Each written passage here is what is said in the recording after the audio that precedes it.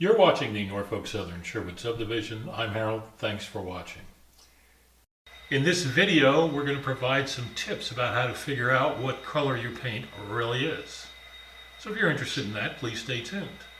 Otherwise, you may enjoy some of our operations or layout construction videos that you'll find on our channel.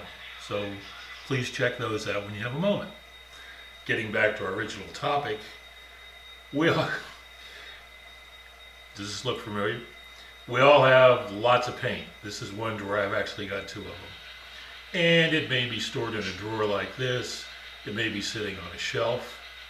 Maybe we need a better organization. How about this organization?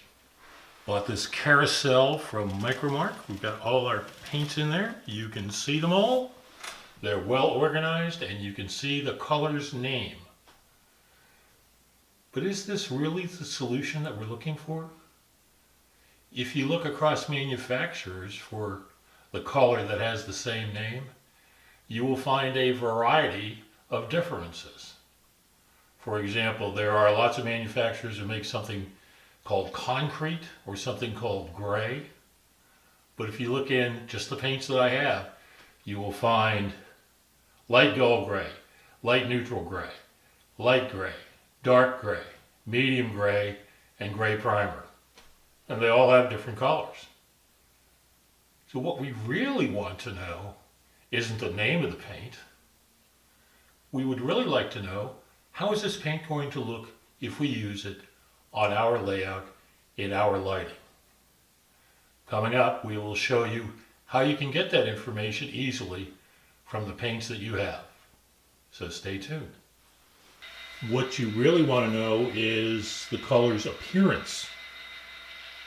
And here's a way that you can find that out. And this is what I have done. All it is a white foam core board with a grid. You can see the grid. In each cell there's an example of the actual paint color right out of the bottle. The paint's name and the manufacturer. It took me about 2 hours to do this. It helps me in a couple of ways. First of all, I can see what the colors really look like rather than relying on a name.